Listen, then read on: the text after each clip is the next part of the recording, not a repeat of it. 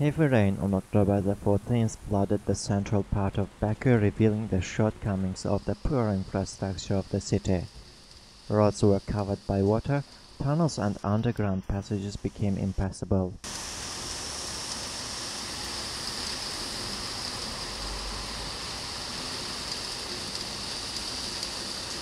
Wastewater flowed from overfilled sewers into streets, and merging with the rainwater paralyzed the life in Baku.